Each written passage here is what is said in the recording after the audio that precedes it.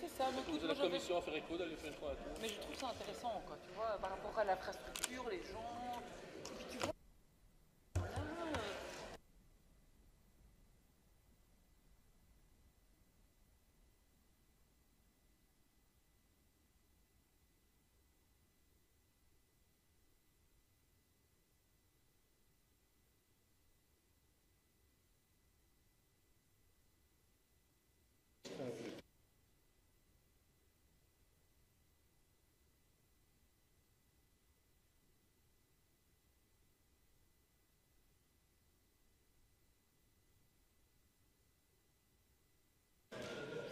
Chers collègues, nous allons reprendre nos travaux. À l'ordre du jour, il y avait des questions orales, mais étant donné que la question orale inscrite à l'ordre du jour a reçu une réponse écrite, elle est donc retirée de notre ordre du jour.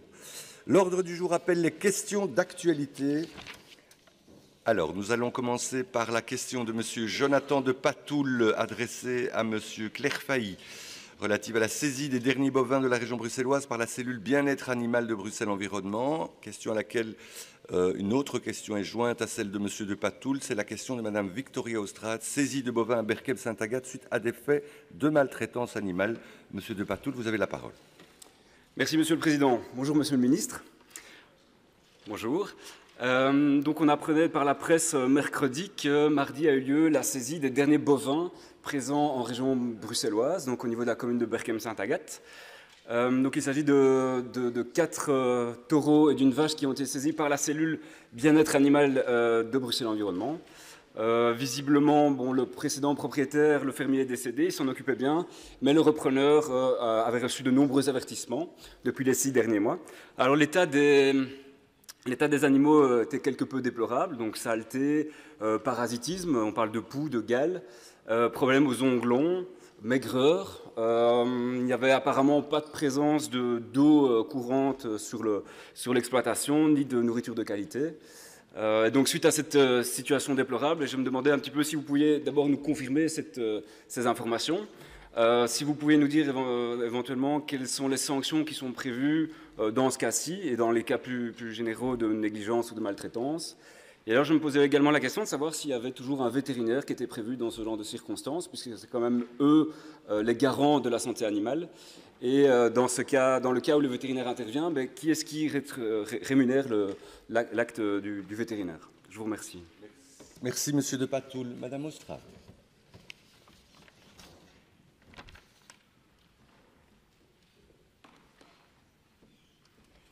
Merci, Monsieur le Président.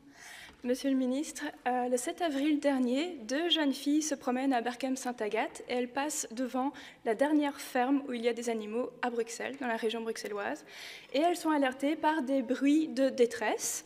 Elles s'avancent et elles voient qu'il y a un jeune taureau qui est en pleine agonie, en pleine souffrance, qu'il a le bassin fracturé, que visiblement il ne sait plus bouger, qu'il n'a pas d'eau et pas de nourriture. Alors, elles appellent la police leur rit au nez. Ensuite, elles appellent Dire Animal. Dire Animal se met à prendre contact avec les chevines en charge du bien-être animal, le bourgmestre, la police, un vétérinaire et l'ancienne secrétaire en charge du bien-être animal, Madame Bianca de Batz. Tout le monde est au courant de cette situation et personne ne fait rien. Les contacts téléphoniques chronophages se sont poursuivis durant tout le week-end. Ensuite, le lundi, l'éleveur est arrivé. Les personnes qui étaient sur place lui ont dit « un sanctuaire veut bien récupérer Tierno », on l'a appelé Tierno, et le prendre en charge et s'occuper de ses besoins. Là, l'éleveur leur a dit « non, c'est impossible, je ne vais pas lâcher mon gagne-pain ». Sur ce, Tierno a été emmené à l'abattoir, on ne sait pas vraiment dans quelles conditions. Et là, 7 mois plus tard, on apprend dans les médias que cette ferme vient d'être saisie pour maltraitance animale.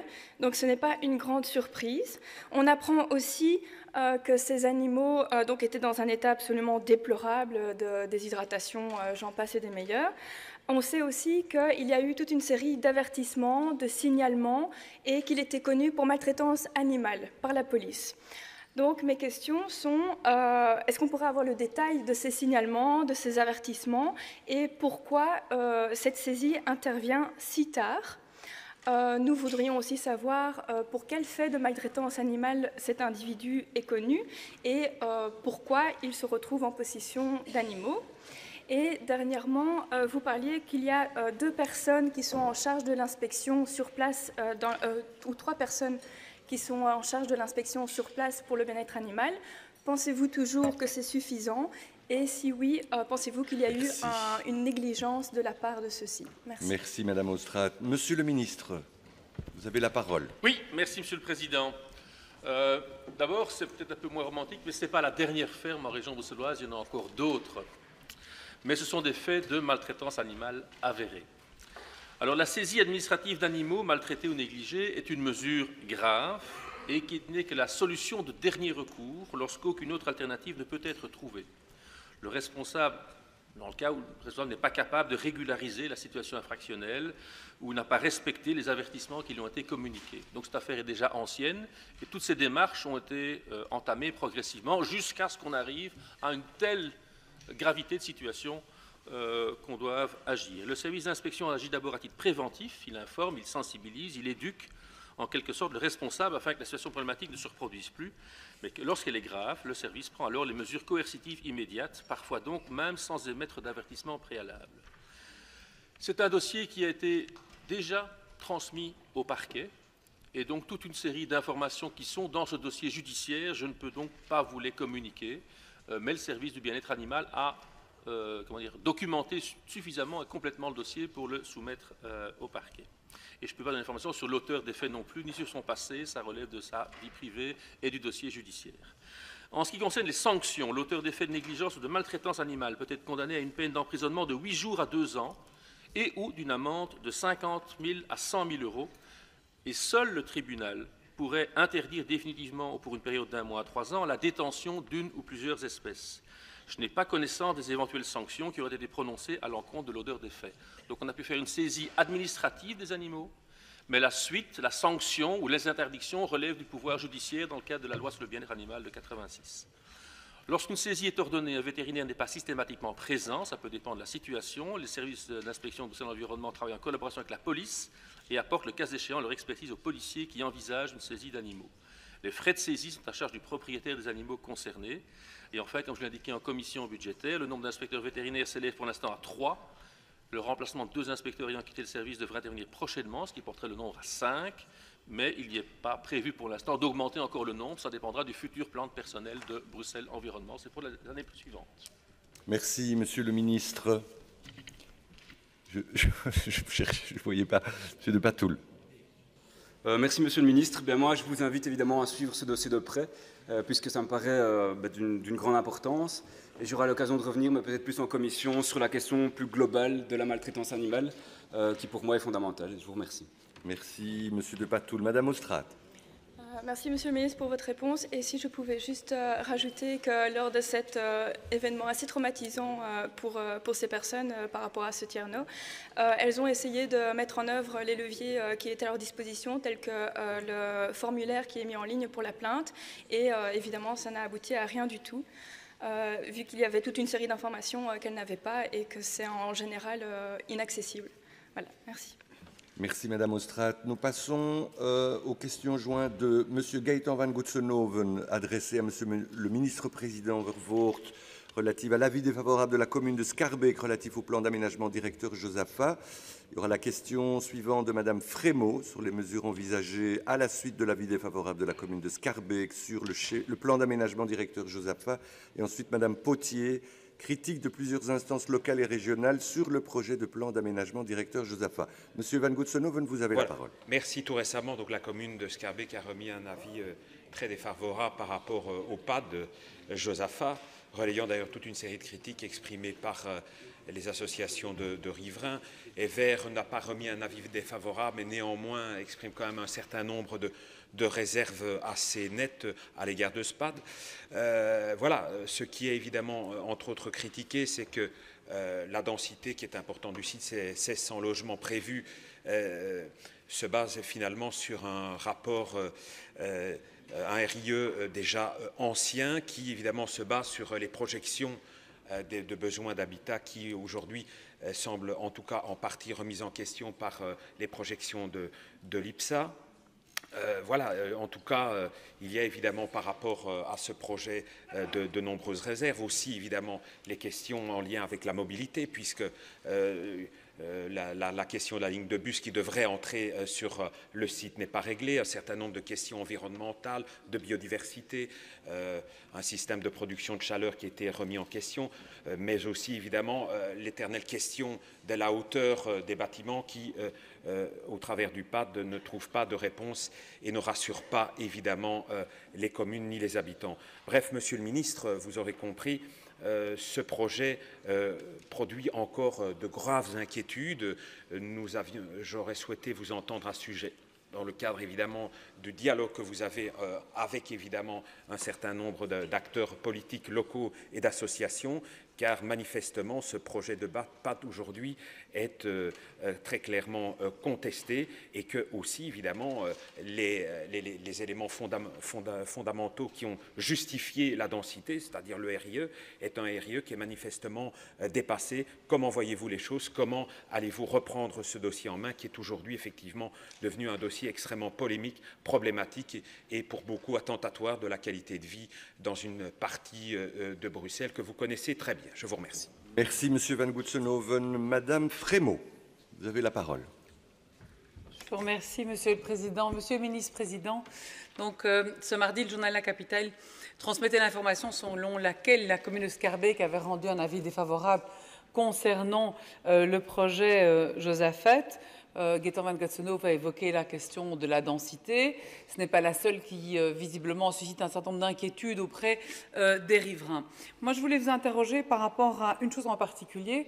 On sait que l'esprit du COBAT, c'est d'initier un maximum de processus d'information et de participation avec le public qui est visé, notamment au travers des PAD. Donc, mes questions étaient les suivantes. La première, c'est est-ce que vous avez pu utilement reprendre des contacts avec la commune de Schaerbeek depuis l'avis défavorable qui a été rendu et si oui, des contacts sont-ils encore en cours avec la bourgmestre en fonction, Madame Jodogne. La deuxième question qui me semble importante, c'est de se dire est-ce qu'à un certain moment, au vu de ce problème ici en particulier, mais de toute une série aussi de contestations qui sont en train de s'élever autour des PAD, que ce soit au niveau du PAD Loire, que ce soit au niveau du PAD Herman de Brou, de voir un tout petit peu s'il ne manque pas, en fait, dans le processus, notamment législatif, au niveau du COBAT et autres, la mise en place d'une interface entre les publics concernés et l'autorité publique qui va mener en réalité les projets, parce que c'est pour se retrouver dans une législature où l'ensemble des projets qui sont en cours sont systématiquement contestés, avec toute une série d'arguments, avec notamment la CRD aussi qui monte au créneau, je pense qu'on va perdre beaucoup de temps. Et donc la question c'est de savoir comment est-ce que vous pensez pouvoir aménager les choses pour éviter que ça ne devienne un modèle qui se reproduise de semaine en semaine. Il y a une enquête publique qui se termine le 2 décembre prochain. Je vous remercie. Merci Madame Frémaux. Madame Isabelle Potier. Bonjour, Monsieur le Ministre-Président, c'est ma première intervention en plénière.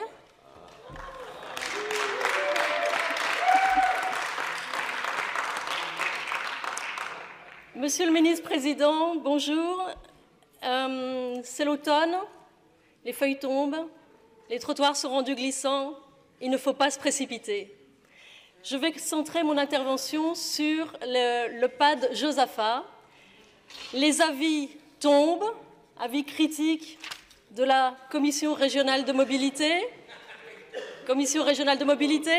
qui souligne le fait que les propositions de desserte ne sont pas programmées dans les plans de la STIB ni nulle part, que les effets cumulatifs entre le PAD Média Parc et le PAD Josaphat ne sont pas étudiés, etc. Avis très critique de la CRMS qui souligne les fortes densités et les aspects impactants de cette densité très élevée et la perte probablement irrémédiable de biodiversité. Avis de 10 pages passablement critiques de Bruxelles Environnement quant aux atteintes à la nature, quant aux problèmes de répercussion du bruit sur les futurs potentiels immeubles de logement du fait de la réverbération du bruit, du fait du choix qui est fait d'implanter les immeubles perpendiculairement à la voie de chemin de fer. Des critiques également de Bruxelles Environnement, naturellement, sur la question de la gestion de l'eau qui n'est pas encore optimale dans le projet de PAD. Des critiques convergentes, je dois le dire, de toutes ces instances sur la perte de biodiversité. Avis critique du Conseil économique et social et avis défavorable, comme l'a signalé Madame Frémaux, avis défavorable de la commune de Schaerbeek qui pointe particulièrement Potier, un problème de gouvernance. Il va falloir poser la question parce que le temps est dépassé, mais je sais que c'est votre maiden speech, donc je ne veux pas être désagréable, mais il va falloir poser. Donc je voudrais m'attacher au problème de gouvernance, puisque la première phase, comme le signale la commune, de ce PAD est déjà en cours d'adjudication via la procédure de marché public en dialogue compétitif lancé par la région en 2017 et via le lancement de marché public également par Belliris. La question est, Monsieur le ministre-président,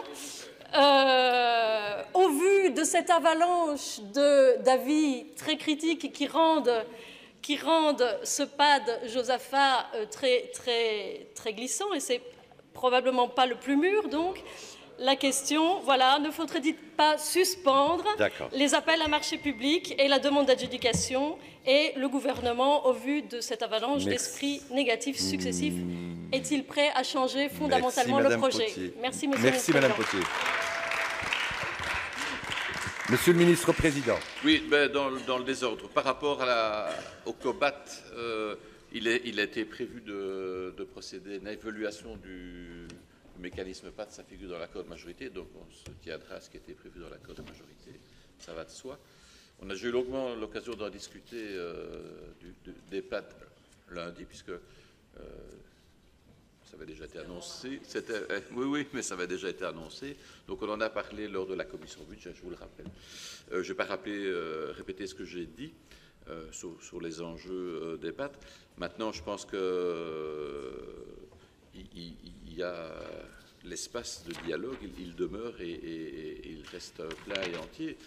Je pense que si je devais suivre votre conseil de suspendre et de tout arrêter, bien, je me dis que on se redonne rendez-vous alors peut-être dans 5 ou 10 ans, vu les délais.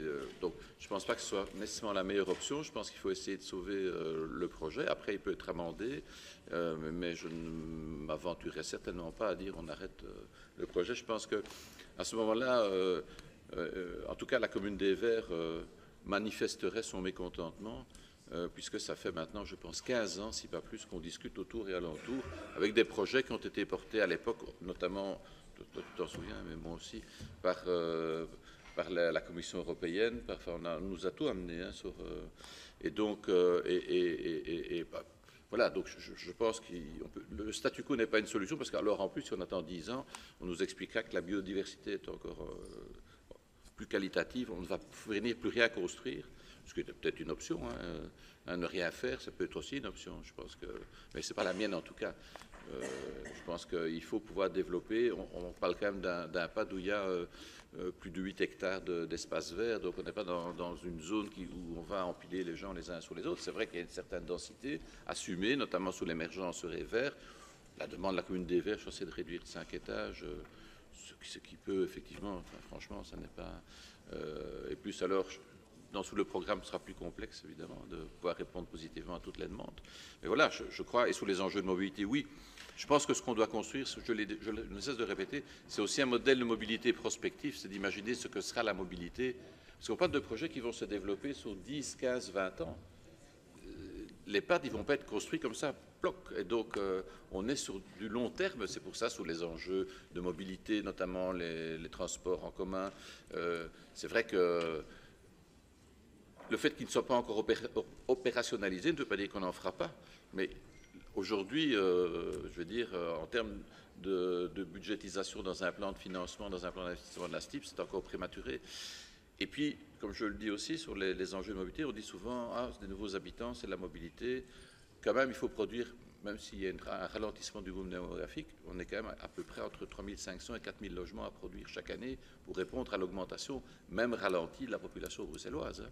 Je vous le signale quand même. Hein. Et donc, or ici, c'est pas, comme je vous dis, c'est des projets qui vont se développer au moins sur une décennie. Et donc, la mobilité doit aussi s'apprécier en fonction de ce qu'elle sera dans 10, 15 ou 20 ans. On aspire tous à ce qu'il y ait moins de voitures, mais on est en train de dire aujourd'hui, ne construisons pas parce que ça va amener des voitures. Donc je pense qu'il y a peut-être un changement aussi d'approche à avoir, c'est de faire en sorte que dans ces nouveaux quartiers-là, ils soient aussi exemplaires d'un point de vue de mobilité et que tout soit fait pour qu'effectivement la voiture y ait en tout cas beaucoup moins sa place que dans les quartiers anciens. Je pense que c'est dans cet esprit-là qu'il faut travailler. Et donc, mais je n'attendrai pas le printemps pour relancer le dialogue. Merci, Monsieur le ministre-président. Alors, Monsieur Van Goetsenhoven.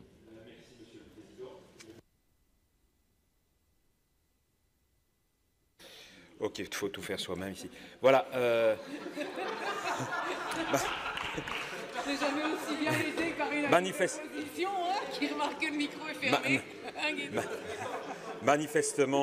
Manifestement, Monsieur le ministre-président, vous n'êtes pas tellement soutenu par votre majorité quant à un certain nombre de vos objectifs. Manifestement, un certain nombre de composantes se montrent très critiques, que ce soit aujourd'hui au Parlement ou par le biais de l'expression de certains nombres de communes éminentes.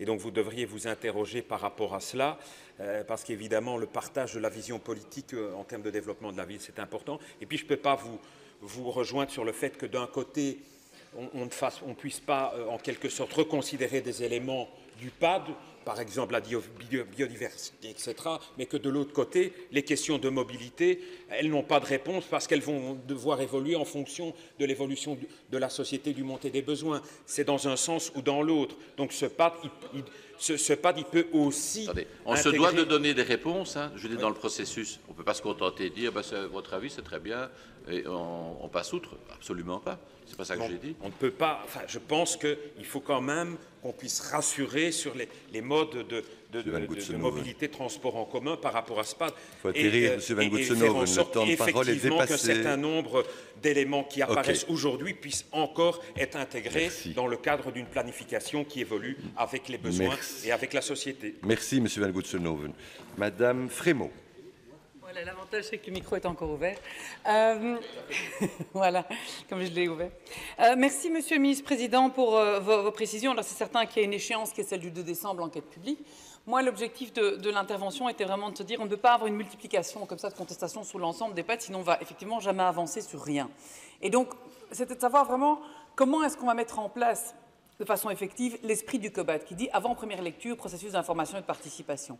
Visiblement, en tout cas, ce n'est pas très bien compris ou pas très bien impliqué. Et donc, c'est vrai, vous l'avez précisé, qu'il y aurait une évaluation du COBAT, si mes souvenirs sont bons, avant l'été prochain, puisque ça fera 1 an de mise en œuvre. Mais je ne sais pas si sincèrement on va pouvoir attendre autant de mois par rapport à des projets aussi majeurs qui sont en train de se développer à Bruxelles en disant aux habitants « Excusez-nous, on fera une évaluation du COBAT au mois de septembre 2020 ». Je crois qu'il va falloir un tout petit peu réfléchir sur la manière d'associer en amont toute une série de personnes, de quartiers et d'associations. Sinon, je pense que le message va être mal compris et en fait, l'objectif d'efficacité va être loupé. Merci Madame Frémaux. Madame Potier. Monsieur le ministre-président, je tiens à vous rassurer, plusieurs des PAD me paraissent tout à fait mûrs et convaincants. Mais pour ce qui concerne Josaphat, malheureusement, ce terrain est enclavé,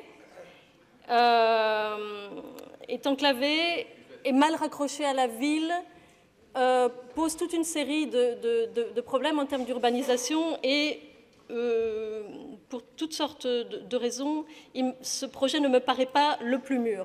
Donc, dans la déclaration de politique régionale, nous sommes engagés à répondre, comme vous l'avez souligné d'ailleurs, aux objections convergentes et aux avis critiques des instances d'avis.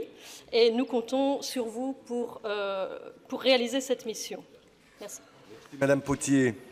Et encore bravo pour cette première intervention. Allee, we hebben nu een vraag van de heer Matthias van den Borre over de toekenning van een stedenbouwkundige vergunning voor een nieuw centrum voor asielzoekers in Nederen-Overenbeek aan de heer Smet. Ja, dank u wel, meneer de voorzitter.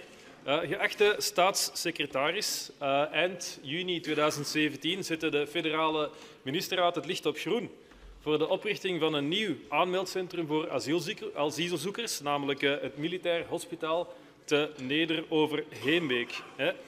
De komst van dat nieuwe centrum betekent dat het bestaande asielcentrum Klein Kasteeltje, dat zoals we allemaal weten in erbarmelijke staat verkeert, dat eindelijk kan gesloten worden.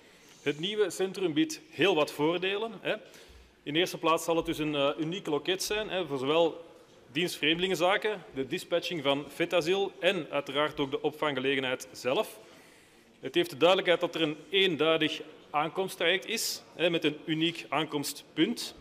En tot slot is het een verlichting van de lasten van de politiezone die nu de veiligheid moet garanderen voor 3 locaties, namelijk Klein Kasteeltje, de WTC 2 en Béjaar. Maar, zoals we vernemen in de pers, wordt het vergunningsproces dus geblokkeerd. De vergunningsaanvraag heeft een negatief advies gekregen van de stad Brussel op 27 september 2018. En dus nu, een jaar later, is er nog altijd geen voortgang geboekt en ligt het dossier blijkbaar op uw bureau. In dat verband heb ik dus de volgende vragen. Wat weerhoudt de staatssecretaris om eindelijk een beslissing te nemen in dit dossier? En de vorige Brusselse regering heeft zich expliciet uitgesproken tegen dit project. En ik vraag me dan af, wat is het standpunt van u over dit asielcentrum dat ontegensprekelijk toch een aantal voordelen heeft ten opzichte van de bestaande situatie? Ik dank u alvast voor uw antwoorden. Dank u, meneer Van den Borre. Meneer Smit. Dank u wel. Eind september 2018 is er inderdaad een negatief advies uitgebracht door de stad Brussel, dat gebaseerd is voornamelijk op wille van mobiliteitsimpact. Daar is de administratie bijkomend onderzoek over opgestart om dat uit te klaren rond het mobiliteitsimpact. Maar er is sinds lange tijd geen informatie meer van de aanvrager, zijnde de regie der gebouwen, zodat het onduidelijk is wat zij met dit project van plan zijn. U stelt dat de vorige Brusselse regering tegen zou zijn. Ik zat in die vorige Brusselse regering en bij mijn weten is daar nooit een officieel standpunt over ingenomen over de uitoefening van de federale opdrachten door Vetasiel in het centrum. De minister-president laat mij weten dat hij momenteel gesprekken loopt met mevrouw De Blok en dat SAMU Sociaal steeds een partner zal blijven van Vetasiel in het begeleiden van het oriënteren in de uitstroom van Vetasiel. Dus samengevat, er ligt niks op mijn bureau. Ik heb geen achterstand op mijn bureau. Niet tegenstaande dat ik in China zat, is er geen achterstand. Ondertussen heb je een iPad en kan je digitaal dingen behandelen, ook met het uurverschil. Dus geen achterstand. Het is nu dat de regie der gebouwen duidelijk moet maken wat ze effectief wil met het project. En als dat duidelijk is, zal ondertussen ook het mobiliteitsimpact verduidelijkt zijn en kan er een beslissing genomen worden. Dank u, meneer de minister. Meneer Van den Borre. Wel, bedankt, meneer de staatssecretaris, voor de aanvullende informatie.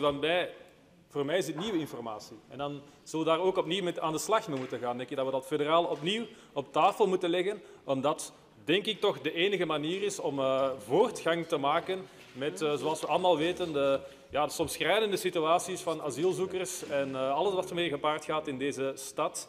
Ook de problematiek met betrekking tot Klein Kasteeltje. We weten allemaal, dat is geen houdbaar opvangcentrum. Zeker niet ook wat betreft de ligging en wat er soms met die mensen gebeurt overdag, et cetera, et cetera.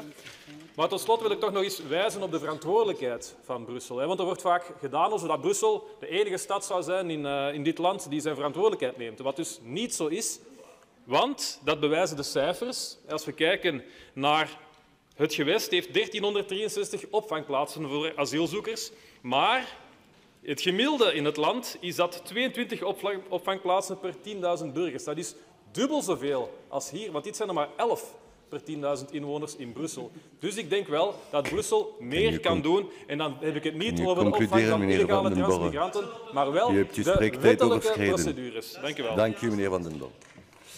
Alors, comme il était...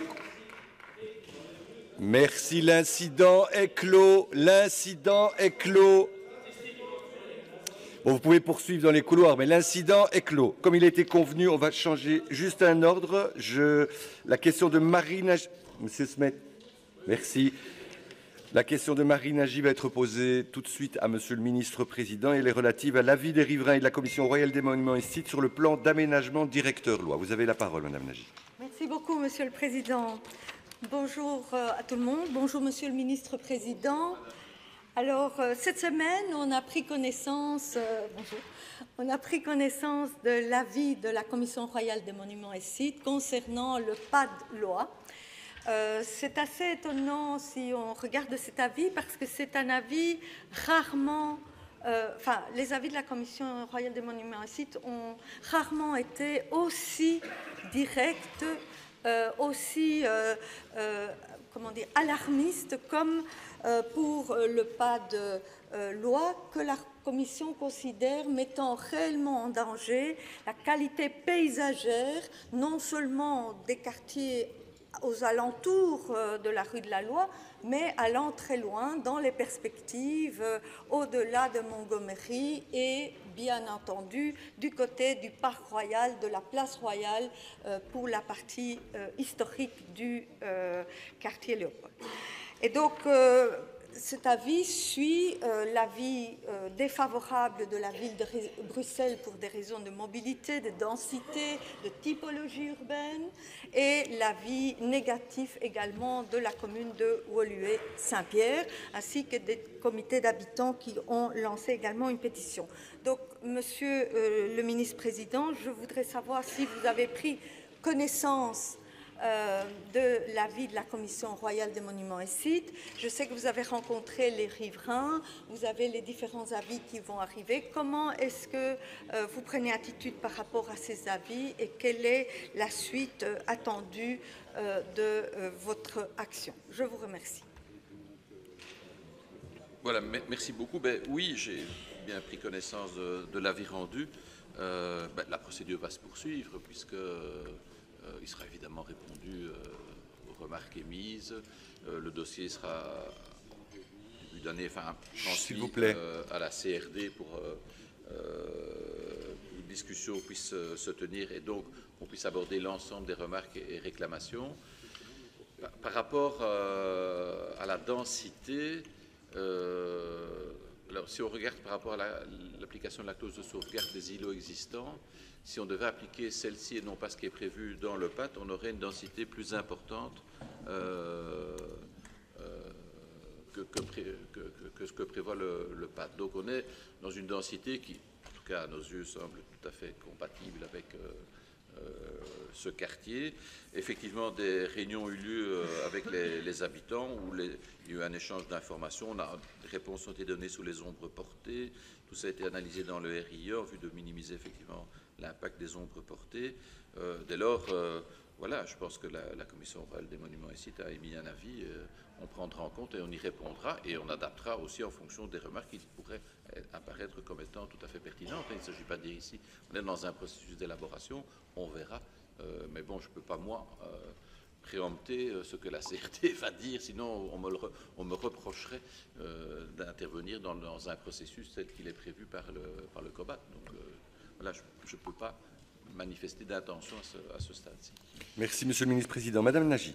Donc, merci, Monsieur le ministre-président. Je voudrais simplement attirer votre attention. C'est un processus qui a démarré, si je ne me trompe, en 2008 avec le PUL, puis qui a donné naissance au RRUZ, qui a été annulé par le Conseil d'État. 2 permis sont sans base juridique très certaine aujourd'hui. Ça fait donc beaucoup d'avertissements par rapport à un projet qui, à tout le moins, si je lis par exemple les avis déposés, interroge l'engagement de la région concernant la ville durable, les réductions des émissions de CO2, la volonté plutôt de réutiliser que de démolir, reconstruire. Donc je vous invite, mais je suis sûre que vous le ferez, Monsieur le ministre-président, à prendre en considération ces différents avis et, le cas échéant, modifier le PAT prévu, voire l'abandonner. Merci. Merci, Madame Nagy. Merci, Madame Nagy. Alors, we hebben nu een vraag van mevrouw Hilde Sabbe over de kosten van de koninklijke schikking gedragen door het Brusselse hoofdstedelijke gewest aan de heer Marron. Mevrouw Sabbe, je hebt het woord. Dank u wel, meneer de voorzitter. Goedemiddag iedereen, meneer de minister. Er is de voorbije dagen veel ophef geweest over een onderzoek van Apache, De Tijd, VRT Nieuws en KNAK over de koninklijke schenking. En ik denk, ik zou als ex-journaliste eigenlijk graag eerst eens hulde willen brengen aan het werk van mijn collega's.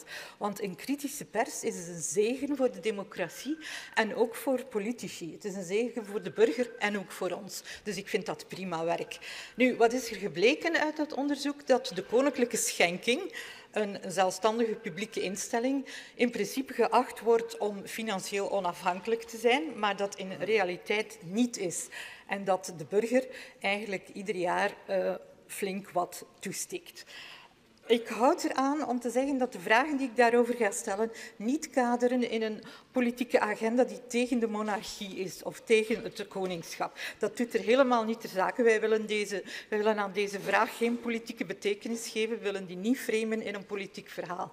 Het is alleen uit een bekommernis naar 1, transparantie, waar de burger goed bij vaart, en 2, een bekommernis aan een moderne monarchie. Een monarchie die mee evolueert met de tijd en meeleeft met de bekommernissen van de burgers. We kunnen daar als voorbeeld bijvoorbeeld de Crown Estate in Engeland, die de schatkist geld oplevert, winst maakt, in plaats van de burger geld te vragen. Ook qua transparantie is het eigenlijk een groot voorbeeld. Je kan gewoon de jaarverslagen inkijken van de Crown Estate en dan heb je een prima overzicht. De instelling beheert de grote domeinen en de paleizen en een heel groot deel daarvan bevinden zich op grondgebied van het gewest Brussel. En er is 1 heel groot domein, het koninklijke domein van Laken. Dat is een groene long in de stad. Een stad waar zeker in die omgeving heel veel jongeren geen plek hebben. Kan u alsjeblieft concluderen, mevrouw?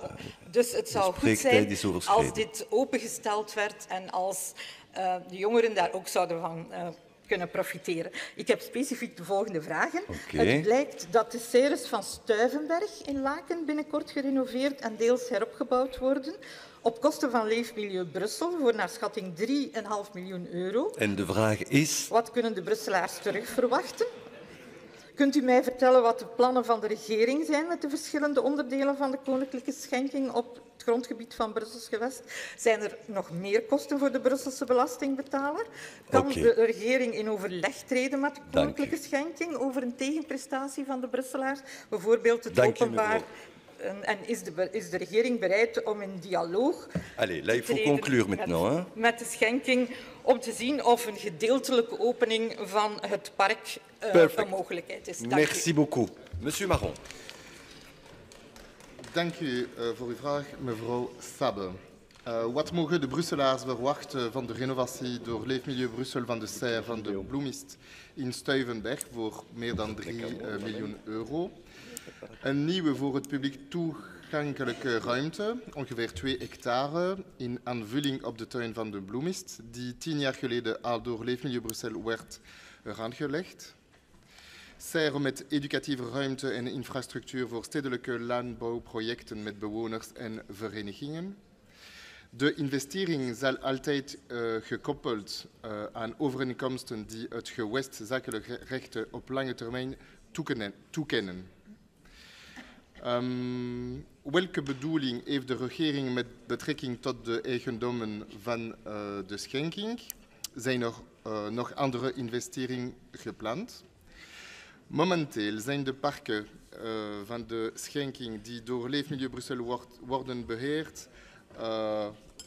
Ik heb een lijst en ik zal de lijst geven. Behalve de serre van de Bloemist is er momenteel geen enkel ander investeringsproject voor eigendommen van de schenking. Is de regering van plan om met de schenking te onderhandelen over de openstelling van het domein van Laken, met financiële bijdrage zoals het geval is voor het Dudenpark? Op verzoek van het federaal parlement hebben we een voorafgaande studie besteld bij het Leefmilieu Brussel. Die studie is ons toegestuurd. Wij zullen de regering zeer binnenkort voorstellen om hiervan nota te nemen en een standpunt in te nemen voor de toekomst. Maar het is nog te vroeg om hierover een uitspraak te doen. De financiële kwestie zal uiteraard ook deel uitmaken van de vergelijking natuurlijk. Dank u, meneer de minister. Mevrouw Sabbe. Ik dank u heel hartelijk voor uw antwoord en ik ben heel blij dat de regering daar werk van gaat maken. Dank u. Dank u. Allee, we hebben nu een vraag van mevrouw Siltje van Achter over het opstapeling van vuilzakken in Brussel ten gevolge van acties van het personeel van Net Brussel aan de heer Marron en een andere van Bianca de Bats toegevoegd ook, mevrouw Khadija Zamouri en monsieur Geoffroy Comens de Brachène. U hebt het woord, mevrouw van Achter. Dank u wel, meneer de voorzitter. Meneer de minister, u heeft ongetwijfeld ook gemerkt dat het vuilnis in onze straten zich aan het ophopen was vorige week. Ik vond het nogal bijzonder, omdat we eigenlijk vorige week woensdag een uitgebreide discussie hebben gehad in de begrotingscommissie over Net Brussel. En u zei toen ten stelligste van kijk, ik wacht op de 3 audits, dat die er zijn en dan gaan we te gronde die analyseren en bekijken wat er moet gebeuren. Maar voordat ik die 3 audits heb, gaat er niets gebeuren. Dus de volgende dag lezen we dan in de krant dat er blijkbaar geschoven wordt met het personeelsregime door de directie, of dat is al sinds wat we in de media vernemen. En zijn er dus die acties en blijft het vuilnis zich opstapelen in de straten. Meneer de minister is nogal contradictorisch met wat er de dag ervoor in commissie juist gezegd was. Toch alleszins voor ons. Ik heb nu nog geen reactie van u kunnen lezen of horen of zien. Dus mijn vragen zijn, meneer de minister, wat is uw reactie? Hoe was u op de hoogte van die démarche van de directie, van het personeel, van dat geschil? Wat is er juist gaande? Wat staat er op die agenda van 5 december, waar dat eigenlijk die fini-fini-regeling nu weer zou terug afgehaald zijn? Kortom, wat is er gaande? En hoe kan het dat wij inderdaad zo'n lange discussie doen en zeggen van we gaan niks doen totdat we die audits hebben, een begrijpbaar standpunt, en dat we dan de volgende dag met vuilnis die zich opstapelt in onze straten bevinden op grond van een conflict waar we niets over gehoord hebben. Minister, ik dank u voor uw vraag. Dank u, mevrouw Van Achter. We hebben nu de vraag van mevrouw De Bats toegevoegd aan die van mevrouw Van Achter over de protest- en stiptijdacties bij Net Brussel. Mevrouw Bianca ja, De Bats, dank u wel, meneer de voorzitter, meneer de minister. We hebben het allemaal gezien de afgelopen dagen dat het vuilnis in Brussel zich op sommige plekken echt opstapelt. Dat is niet meteen een heel fraai beeld natuurlijk voor de Brusselaars of voor het imago van de stad. Als ik dat goed begrepen heb, ligt daar onvrede aan de basis over het afschaffen van de fini-fini-regel. Een regel die zou bepalen dat mensen terug naar huis mogen als 70% van de vrachtwagens binnen zijn, een eigen ronde erop zit. Je zou kunnen zeggen, op zich niets op tegen. Maar als ik het goed begrepen heb, heeft de directie die maatregel afgeschaft, of wou ze dat doen, om eigenlijk de veiligheid van hun eigen personeel te bevorderen, omdat mensen waarschijnlijk zo gehaast waren dat er heel wat ongevallen waar ze zelf schade bij ondervonden, maar ook in het verkeer. En dat is natuurlijk geen goede zaak. Het vreemde daaraan is dat de directie, bij wijze van de woordvoerder, daar 2 dagen later al meteen op terugkwam en dan nog eens een dag later zei het zou eigenlijk maar voorlopig zijn ingetrokken. Ja, wie kan dat nog volgen? Het goede nieuws, of het lichtpuntje, is dat er een overleg met de vakbond plaatsvindt. En dus heb ik daar 3 vragen bij. Van, zal u zelf aanwezig zijn bij dat overleg? Want ik had ook gedacht of begrepen dat wijzigingen aan het personeelstatuut of aan de organisatie, dat mee zou inderdaad in die befaamde audit zou opgenomen worden. Dus gaat u mee aan de tafel schuiven bij de vakbonden. Wat nu met die befaamde fini-fini-regel? Blijft die in stand? Trekt u die in? Trekt u die definitief in of niet? Wat is eigenlijk daar nu de houding? En 3, wat gaat u doen om de achterstand weg te werken?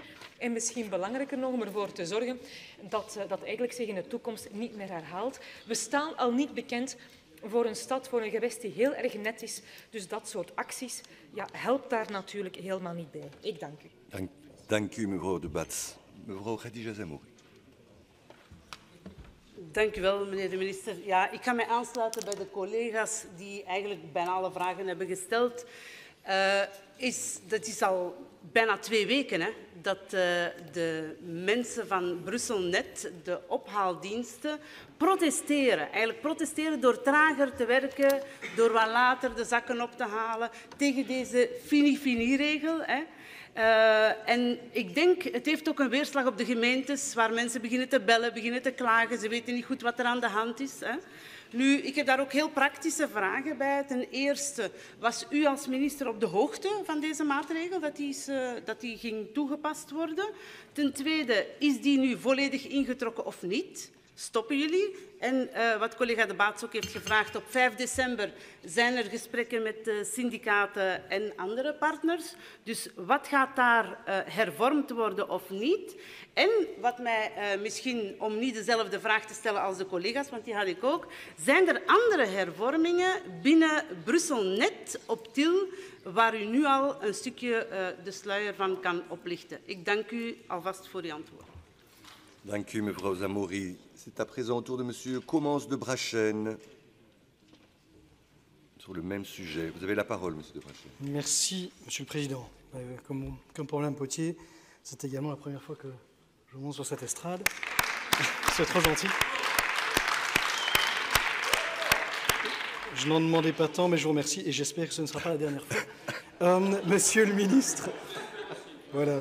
Monsieur le ministre, cette grève aura eu au moins 2 mérites. Le premier, c'est de diminuer, du moins temporairement, le nombre de blessés parmi les agents de la BP. Je pense que vous l'avez vu, c'est un chiffre très interpellant. Plus d'1 blessé par jour.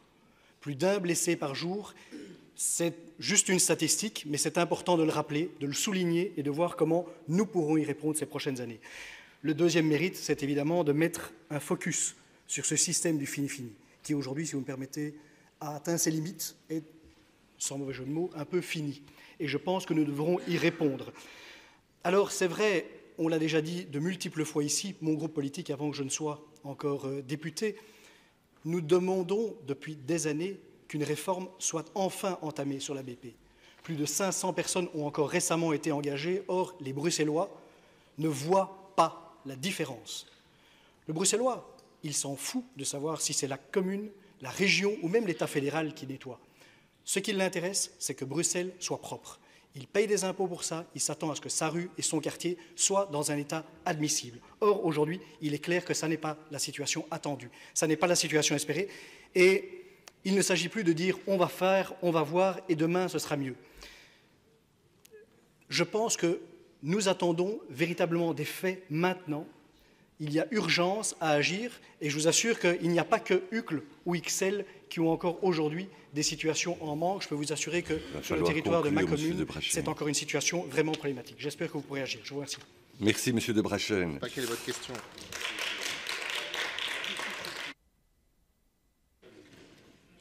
Monsieur le ministre. Dank u voor uw vragen. Mijn kabinet en ik wisten niet dat de directie van het agentschap dit punt zou indienen voor overleg. Dit is a priori niet abnormaal, aangezien het mijn taak is om de visie te bepalen, de grote lijnen vast te stellen, instructies te geven aan de algemene directie, maar niet om het dagelijks beheer over de administratie te voeren of om het eerste aanspreekpunt te zijn voor de vakbondsorganisatie. Gezien de overlast die deze staking met zich meebrengt voor de Brusselaars, de burgers, de werknemers, de ondernemers, de winkeliers en de schepenen, heb ik ook de directie van Net Brussel opdracht gegeven om mij op de hoogte te houden van de mogelijke gevoelige punten waarover overlegd wordt, waarbij het uiteraard onmogelijk is dat de minister in de plaats treedt van de directie van het agentschap voor het dagelijks bestuur van de instelling. L'historique de la grève qui nous occupe, c'est le dépôt d'une proposition d'avis motivée par la direction à discuter le 5 décembre. Des fuites internes ont visiblement transmis cette proposition d'avis avant que toute concertation n'ait pu avoir lieu. Certains agents ont décidé que cette proposition d'avis était inacceptable avant même que la concertation ne commence. Ils ont débuté une grève du zèle et donc travaillaient à un rythme ralenti. Alors, quelles sont les difficultés? Vous y avez fait référence, la santé et la sécurité des travailleurs et des travailleuses. Il est évidemment regrettable que notre personnel mette sa santé en danger pour pouvoir terminer plus tôt, accroissant ainsi la pénibilité du travail, le nombre d'accidents. On sait que le nombre d'accidents est en effet particulièrement élevé, notamment à la collecte porte-à-porte. La prévention des accidents doit passer par une réduction de la cadence de travail. La direction sensibilise régulièrement les agents sur le fait qu'ils doivent éviter de travailler dans la précipitation. Certaines organisations syndicales ont un discours pas tout à fait clair par rapport à la méthode du fini-fini, qui, si elle peut avoir des impacts positifs de productivité et dans une certaine mesure pour le bien-être des travailleurs, engendre aussi d'autres types de problèmes, dont les problèmes de sécurité. La discussion doit avoir lieu donc dans un cadre normal de CPPT, ce qui était à l'origine prévu par la direction. Il y a aussi un risque certain pour la sécurité des Bruxelloises et des Bruxellois, des enfants et des adultes, si on considère de temps à autre la vitesse excessive des camions, voire à certains moments le non-respect du code de la route. C'est évidemment tout à fait inacceptable. Il s'agit donc bien de discuter de cette pratique et de trouver un accord entre la direction et les organisations syndicales, d'abord avec les travailleuses et les travailleurs ensuite, et puis évidemment que je donne mon accord sur ces solutions. La discussion doit bien avoir lieu, et ce, dans le respect des pratiques normales et instituées de concertation. Mevrouw De Bats, u vraagt me of ik aanwezig zal zijn bij de sociale dialoog tussen de directie en de vakbond die op 5 december aanstaande zal plaatsvinden. Nee, ik zal er niet zijn. Het is belangrijk dat iedereen zijn rol behoudt en verantwoordelijkheid opneemt. Ik voor de veiligheid van de werknemers en de burgers. De directie voor het goede verloop van het overleg. De vakbondsorganisatie voor de bescherming van de gezondheid van de werknemers. Alors, quelles mesures est-ce que je prends pour le moment pour essayer de résoudre ce conflit social et éviter de nouvelles escalades? Mon cabinet est en dialogue quotidien avec la direction et j'ai signalé aux organisations syndicales qui m'ont contacté que j'exigerais de la part de la direction de mener un dialogue constructif avec les organisations syndicales si cela n'était pas le cas jusqu'à présent. Et il a toujours été prévu que cette discussion se passe lors du CPPT du 5 décembre. Pour vous répondre, Madame Van Achter, ce n'est pas moi qui ai demandé à la direction de retirer le point litigieux qu'elle comptait mettre à l'ordre du jour.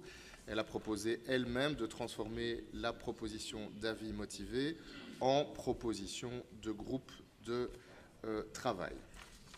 Alors, comme vous le savez, nous héritons d'une situation qui découle de la gestion des dernières années. Et je ne peux évidemment pas moi-même décréter qu'à partir de demain, le fini-fini serait terminé. Ça n'est juste pas possible. J'ai demandé évidemment à la direction de l'agence qu'elle mette tout en œuvre avec son service opérationnel pour qu'un maximum de rattrapage soit réalisé en un minimum de temps, puisque effectivement, la situation reste critique à un certain nombre d'endroits, même si elle s'améliore progressivement, il reste trop de détritus encore dans les rues. Alors, comme je l'ai dit en commission budget, des mesures seront prises après l'analyse des conclusions des 3 audits, mais ensemble, quand nous aurons les conclusions des 3 audits. Ça n'empêche en rien la direction d'améliorer des pratiques connues comme étant à risque. La santé des travailleuses et des travailleurs, des Bruxelloises et des Bruxellois, est de toute manière une priorité et doit de toute manière être une priorité. Des questions ont été posées de savoir s'il y avait toujours des protestations. Dans 2 dépôts, il y a toujours, au moment de la réduction de cette réponse, une grève du zèle. à NOH et à Triomphe, mais pas au BEMT. Cependant, la contestation semble moins forte et les rattrapages devraient être terminés demain.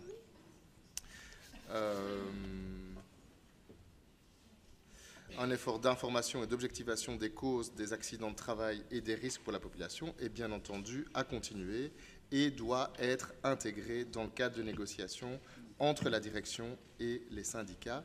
Et vous pouvez compter sur moi pour, comment dirais-je, être toujours dans un dialogue constant et permanent avec la direction, puisque ça c'est la voie normale, mais être aussi à l'écoute et vigilant de tout ce qui peut se passer par ailleurs et de tout ce qui remonte par ailleurs, aussi bien de la population que des élus locaux, voire même des représentations syndicales.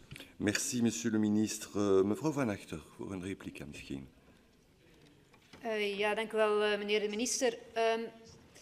Er zit ergens een spanningsveld op. Hè. Ik snap dat het aan de directie komt om het personeelsbeleid te doen. Natuurlijk, zo'n maatregel als een fini-fini gaan afschaffen, omdat er problemen mee zijn, dat is iets fundamenteel toch wel in een personeelsregime, in een arbeidsregime. Dus ik vraag me dan af, is die regeling ook deel van de audit die u voert in het kader van het personeelsbeleid? Mij zou het logisch geweest zijn dat zoiets dan mee wordt genomen in die audit en dan wordt bekeken. Nu, dat neemt niet weg, natuurlijk als er ongelukken gebeuren of als er overdreven snelheid, gezondheidstoestanden zijn, dat daar werk op gevoed, binnen de regeling die bestaat. Het kan natuurlijk niet zijn dat zo'n fini-fini-regeling leidt tot overdreven snelheid en zo verder. En er zijn andere manieren voor de directie, lijkt mij, om op dat ogenblik daarop te werken.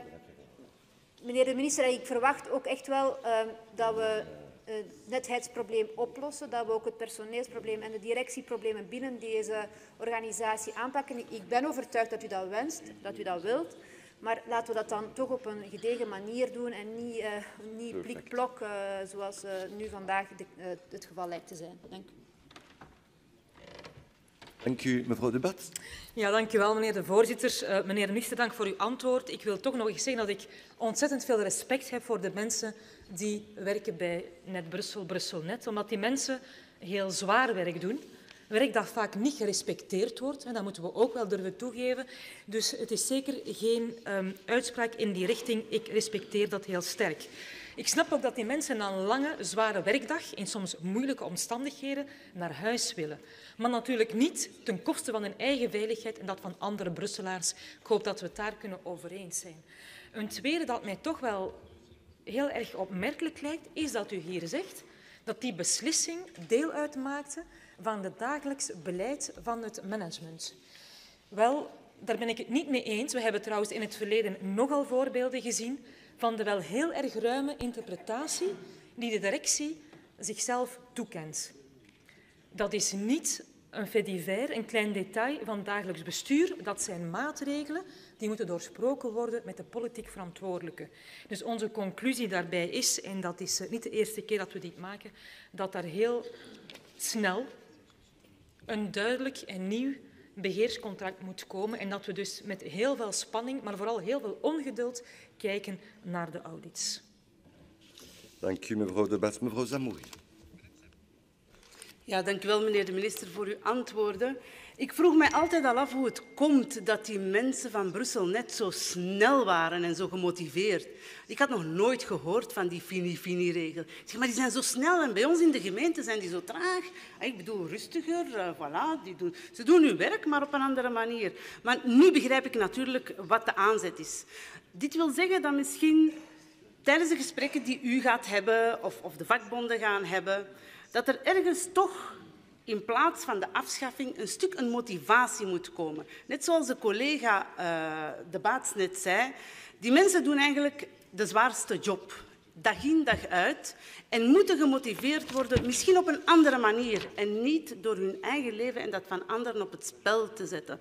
Dus ik hoor van collega Van Achter dat er ook audits worden gemaakt. Ik heb jammer genoeg niet de kans gehad om te weten waarover die gaan.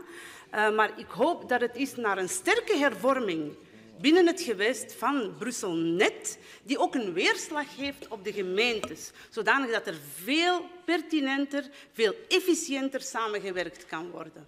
Ik dank u en ik kijk er naar uit, naar de resultaten van die audit. Wanneer zijn ze? Dat zou ik graag willen weten. Dank u, mevrouw Zamoury. Ouais, okay. Dank u. Monsieur de Brachel, je vous cherchais. Merci, Monsieur le Président. Sans vouloir répéter ce qui a déjà été dit, Monsieur le Ministre, j'espère que vous aurez un petit peu plus d'attention pour les plus de 330 agents qui ont été blessés et pour tous les autres qui pourraient l'être encore ces prochains mois et ces prochaines années. Plus que ces 3 petites phrases laconiques dans votre discours, je pense qu'ils méritent véritablement une attention et j'espère que la réforme à laquelle nous pourrons assister ces prochaines semaines, ces prochains mois, en tout cas au plus vite, pourra permettre de garantir en tout cas leur sécurité. Alors, pour en terminer avec une petite phrase de Churchill, si vous me permettez, il ne sert à rien de dire que nous avons... Oui, non, pas toujours. Il ne sert à rien de dire que nous avons fait de notre mieux. Il faut réussir à faire ce qui est nécessaire. Je vous remercie et j'attends le meilleur. Merci. Merci, Monsieur de Brachel. Alors, nous allons passer aux questions. Je change un peu le programme. Nous allons passer aux questions adressées à Monsieur Claire Failly, parce que je sais que vous avez un autre engagement à l'extérieur. Donc, j'invite Madame Lefranc, et je remercie Monsieur Andichy d'avoir accepté. J'invite Madame Lefranc à venir poser sa question relative à la réforme éventuelle du régime des titres-services. Et il y a la question de Madame Tard qui est jointe sur le même objet. Vous avez la parole, Madame Lefranc. Je vous remercie. Monsieur le ministre, cette semaine, nous apprenons par la presse que vous voulez réformer le système des titres-services dans notre région. Comme vous le savez, ce système permet à de nombreux Bruxellois de bénéficier de diverses prestations à titre avantageux. Vu la situation socio-économique, une grande partie de la population, vous pouvez l'imaginer, il y aura un impact si une réforme est lancée. Par ailleurs, il y a des revendications salariales qui ont été formulées cette semaine et des revendications aussi de conditions de travail par les aides ménagères, des revendications tout à fait légitimes connaissant les conditions de travail. Majoritairement, ce sont des femmes, elles touchent à peu près 1 500 €. Elles doivent se déplacer 3 ou 4 fois dans la journée, donc les conditions sont vraiment pénibles. Et c'est vrai que la prime avancée par les employeurs de 65 € est totalement indécente par rapport à la situation qu'elles vivent. Il y a aussi, et c'est un peu normal, il y a un engouement pour ces titres-services. On les a vus évoluer dans la région bruxelloise. Votre prédécesseur a fait d'ailleurs déjà en 2006 une approche en diminuant la déductibilité fiscale, 2007. Et donc, à cet égard, je voulais vous demander, donc l'étude disait qu'il y avait IDEA Concept consulte vraiment une attention et un intérêt grandissant pour ces titres-services. Je voudrais, moi, savoir, d'abord, si c'est possible de nous communiquer cette étude, parce que moi, j'ai essayé d'y avoir accès, ce n'était pas possible. J'ai juste 3 questions. Vous avez annoncé qu'il y a différentes pistes sur la table, notamment la possibilité de suppression de la déductibilité fiscale, la possibilité de réviser les prix du titre-service et la modification du plafond par ménage. J'aimerais savoir si le nombre de titres-services émis est appelé à diminuer. Est-ce que votre administration a évalué la possibilité du nombre de personnes employées dans les nombreuses entreprises agréées? Je vous remercie. Merci, Madame Lefranc. Madame Tard, vous avez la parole.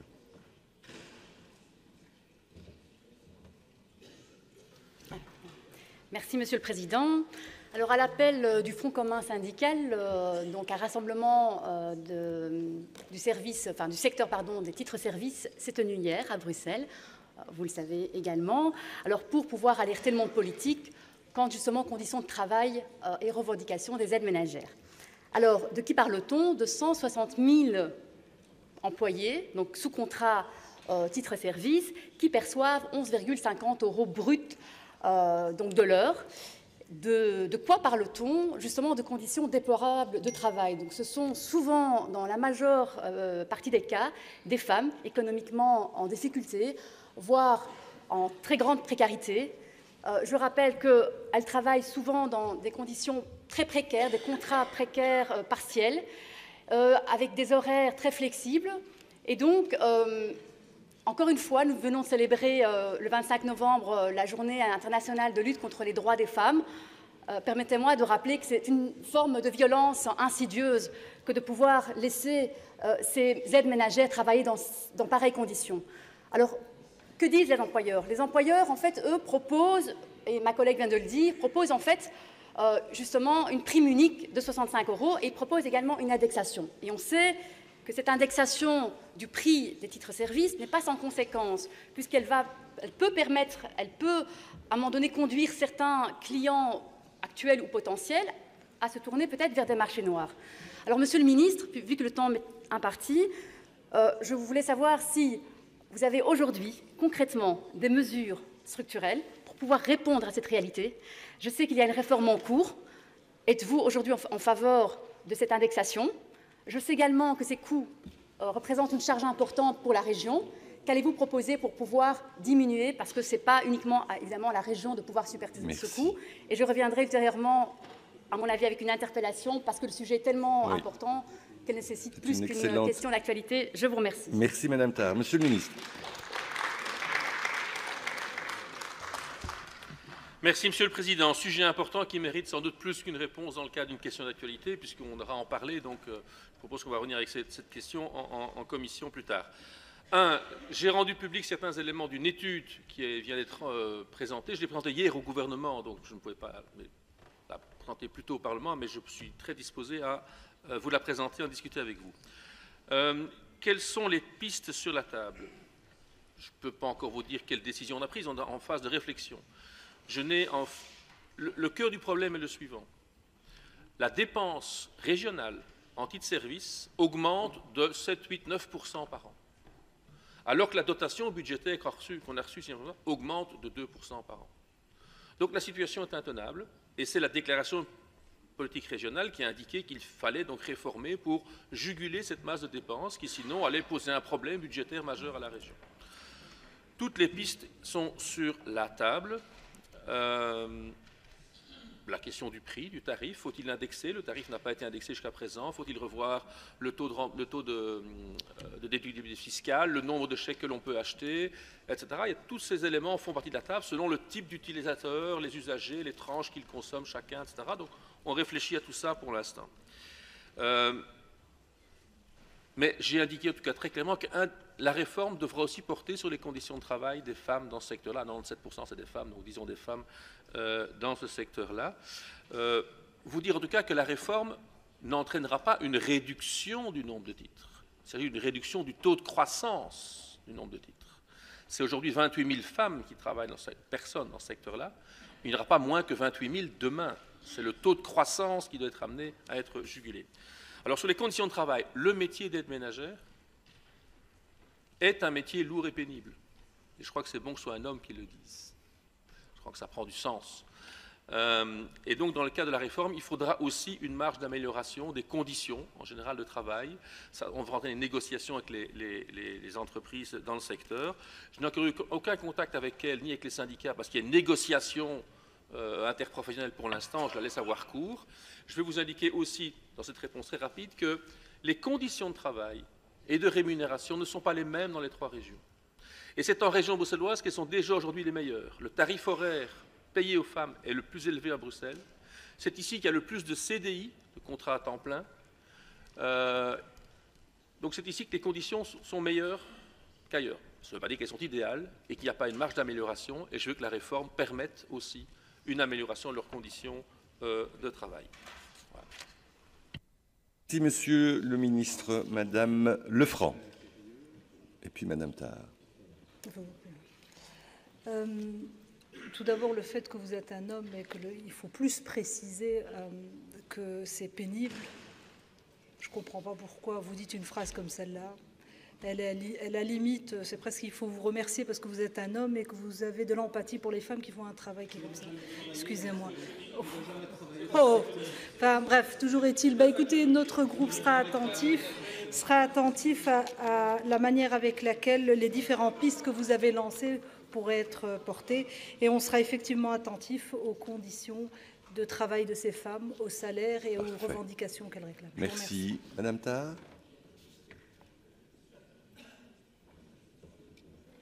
Eh bien, moi, bizarrement, au contraire, je me félicite d'entendre aussi que les hommes aussi sont sensibles aux conditions des femmes. Oui, tout simplement. Donc, on n'a pas les mêmes lectures. Voilà. Mais comme je l'avais précisé, c'est un sujet tellement complexe que vraiment, si on veut le travailler, étayer vraiment toutes les informations et pouvoir étudier le cas en profondeur, ça nécessite une interpellation que je vous soumettrai au nom du groupe écolo très prochainement. Voilà. Merci, Madame Thard. Monsieur Icasban, sur la fermeture annoncée de l'usine Lipton à Forêt, à Monsieur Clerfailly et Madame Tract, mais je suppose que c'est Monsieur Clerfailly qui va répondre. Monsieur Icasban, vous avez la parole. Merci, Monsieur le Président, chers collègues, Monsieur le Ministre. Alors, il paraît qu'il faut faire ça aujourd'hui. Ce n'est pas ma première question, mais je vous promets, Inch'Allah, que ce ne sera pas la dernière. Voilà. Alors, j'ai bien dit Inch'Allah, voilà, devant Pascal Smet. Voilà. Je ne sais pas si vous avez remarqué, il y a une ambiance comme ça d'été indien dans l'hémicycle. C'est, hein, on y va. Allez-y, allez-y, Monsieur Casban, vous perdez du temps. Alors, là. Malheureusement, le sujet que je vais aborder est moins drôle, puisqu'il s'agit de la fermeture annoncée de l'usine Lipton à Forêt. Et même si le géant, le groupe Unilever, a démenti sa volonté de se séparer de Lipton, il n'en reste pas moins qu'ils ont décidé de délocaliser les activités d'emballage et de mise en boîte du thé en Pologne, ce qui veut dire quand même la perte de 126 emplois, dont une grande majorité de Bruxellois.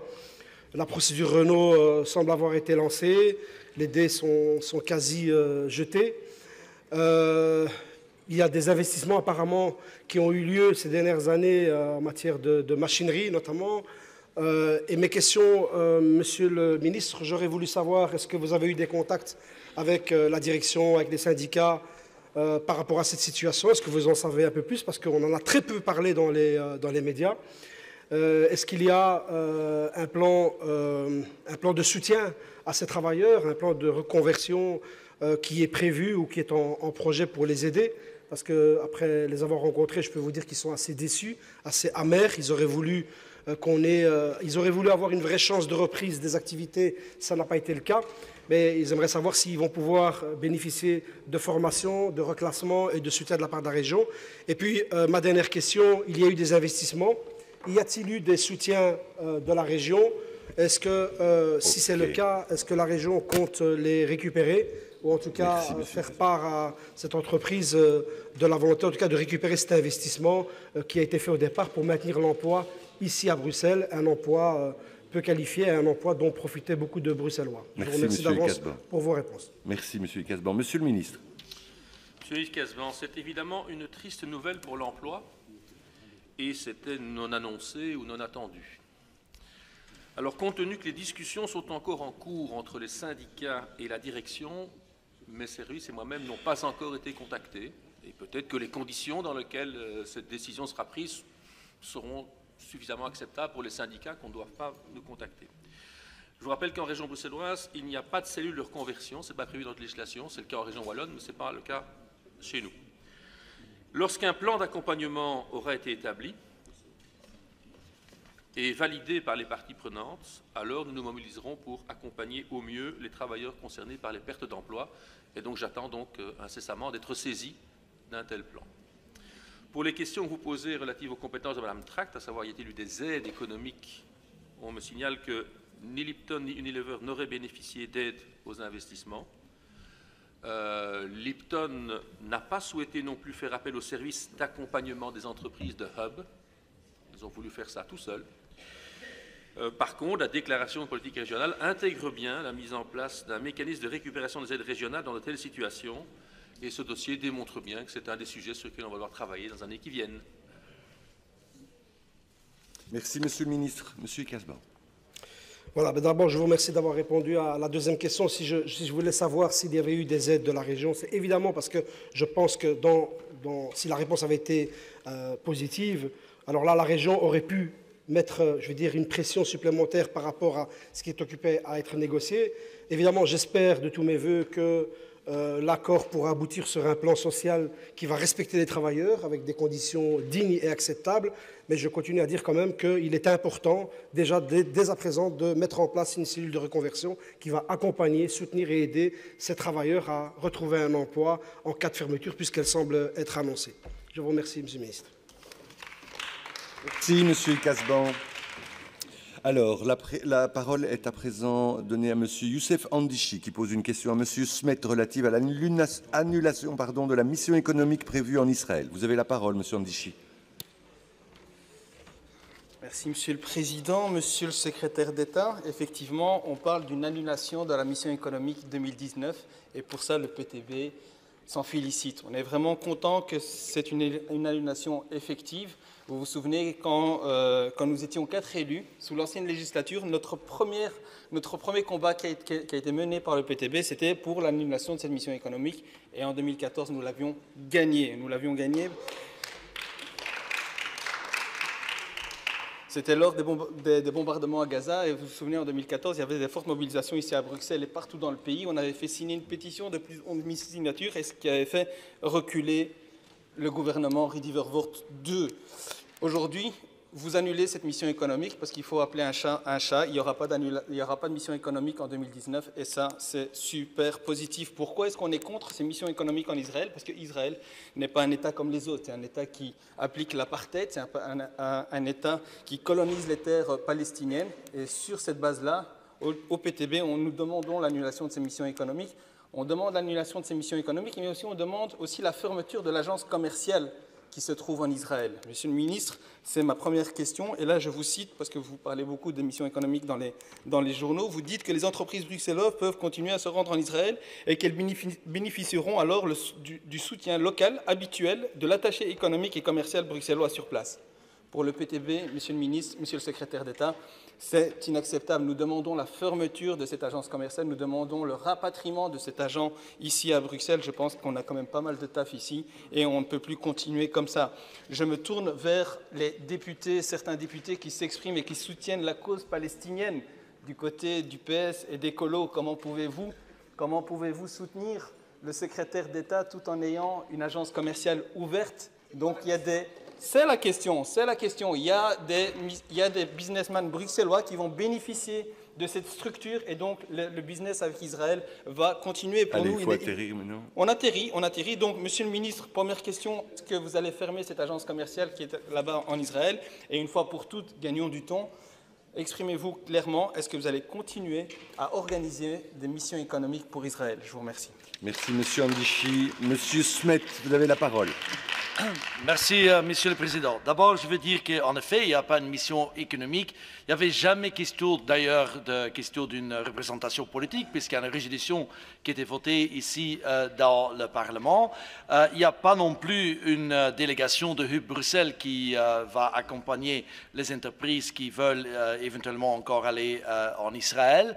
Et initialement, c'était prévu que le Area Manager pour le Moyen-Orient et un lifestyle conseiller de Hub Bruxelles accompagnerait. Ça ne va pas se faire. Et en plus, normalement, les entreprises peuvent récupérer la moitié des frais quand la mission coûte plus de 1 000 €. Là, ce n'est pas possible non plus. C'est vrai qu'on a un attaché commercial et pour export économique à Tel Aviv. Il est là et c'est vrai aussi qu'il y a des entreprises qui peuvent continuer à aller en Israël et Palestine, ça c'est vrai. Quand ils veulent, ils peuvent avoir le soutien habituel comme c'est le cas dans les autres postes. Est-ce qu'on va fermer le poste de Tel Aviv? On n'a pas pris cette décision, mais de toute façon, moi je vais, comme je ne sais pas si vous avez lu mon lettre d'orientation, je pense que c'est déjà déposé au Parlement, non? Oui, c'est déposé au Parlement. Là, vous avez pu lire qu'on va faire un exercice pour voir où on doit être présent. Je donne simplement l'élément, sans préjuger n'importe quelle décision, puis vous avez attaché beaucoup d'importance aux Palestines. Moi aussi, j'étais d'ailleurs une semaine en Palestine il y a 3 ans. Si on veut continuer à avoir accès en Palestine, la seule manière de le faire, c'est par Israël. Il faut bien le savoir que la seule manière, c'est de faire. Si on veut que des entreprises bruxelloises vont investir en Palestine, c'est le souhait, ou si on veut aider, l'accès sera par Israël. Alors, prends ça dans vos considérations, on va le faire aussi. Encore une fois, je ne prends pas une décision là-dessus, mais des entreprises qui, dans les jours qui viennent, veulent aller en Israël, je rappelle, c'est business to business, ce n'est pas avec le gouvernement israélien, c'est entreprise à entreprise. Ils peuvent, et s'ils ont besoin de soutien de notre attaché économique sur place, ils peuvent l'obtenir. Merci. Merci, monsieur le ministre. Monsieur Andichi, pour une réplique. Merci, monsieur le président. Pour ma réplique, je suis vraiment désolé que Cette agence commerciale là-bas à Israël n'est pas fermée, parce que pour être conséquent, pour soutenir le peuple palestinien, c'est qu'on ne fait plus de business avec Israël. Et les Palestiniens nous le demandent, monsieur le secrétaire d'État, les Palestiniens nous demandent de soutenir la campagne BDS, boycott des investissements et sanctions. Ici au PTB, au niveau fédéral, nous avons déposé une résolution qui demande ces sanctions contre Israël. Israël ne respecte pas le droit international. Israël ne respecte aucune résolution de l'ONU, donc Israël est un État particulier. Et certains ici citent Churchill, moi je vais citer Nelson Mandela, qui disait que notre liberté ne serait pas totalement complète sans la liberté du peuple palestinien. Merci. Merci, monsieur Andichy. We hebben nu een vraag van mevrouw Lotte Stoops aan de heer Marron over de collectief zelfverbruik van energie in het Brussels hoofdstedelijke gewest in het licht van onlangs gelanceerde projecten. Goeiedag. Het is niet per toeval dat ik niet in het groen ben vandaag, want het is Rode Neuzendag. La journée des nez rouges, journée dédiée à la santé mentale et physique de nos jeunes. Dus het is een dag vol aandacht voor het mentaal en fysiek welzijn van onze jongeren.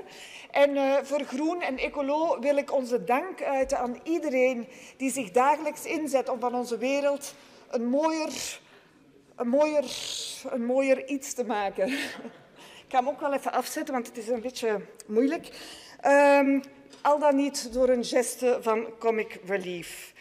En dan kom ik eigenlijk bij u direct, meneer de minister. Want u maakt mijn dag ook een beetje mooier. Ik had het er woensdag nog over in de commissie Leefmilieu. Hoe gaan we de burgers hun plaats geven in de energierevolutie? Hoe kunnen we een pact sluiten met hen ten aanzien van de klimaaturgentie?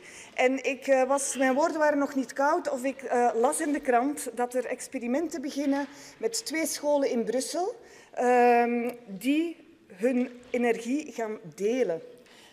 Dat is mogelijk gemaakt door een amendement dat Groen in oppositietijden nog heeft bijgevoegd aan alles rond de slimme energiemeters. Dus die scholen die hebben gezien dat eigenlijk hun energie in de zomer gewoon terug naar het net stroomde en gaan nu een experiment doen waarbij dat ze de buurt mee van energie gaan kunnen voorzien. Zonnedelen heeft enorm veel voordelen. Het is een... Het is het inzetten op hernieuwbare energie. Komt er een hefboom op. Er wordt aangezet voor energiezuinigheid en efficiëntie. Het heeft een belangrijk sociaal element. Want sommige mensen hebben niet de middelen om te investeren, maar kunnen wel hun dak ter beschikking stellen. Ja, voilà. Maar ik kom dus bij mijn vragen. Dat is de vraag nu. Hoe staat u tegenover het principe van collectief zelfverbruik? Hoe is de opvolging van die 2 pilootprojecten? Worden ze geëvalueerd en zijn er nog meer pilootprojecten gepland? Zijn er mogelijkheden om particulieren... Er zijn heel veel mensen die meer dan een minuut over tijd zijn gegaan.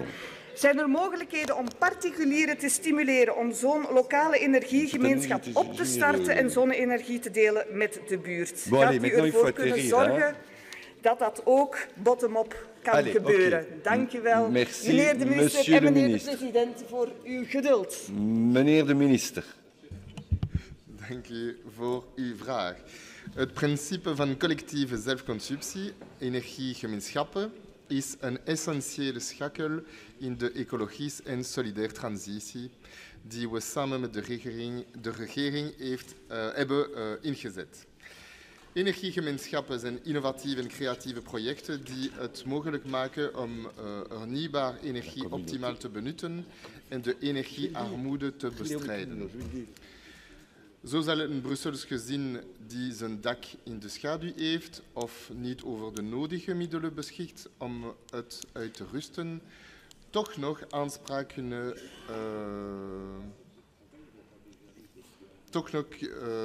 kunnen maken op ecologisch en financieel voor de liggere zonnestroom.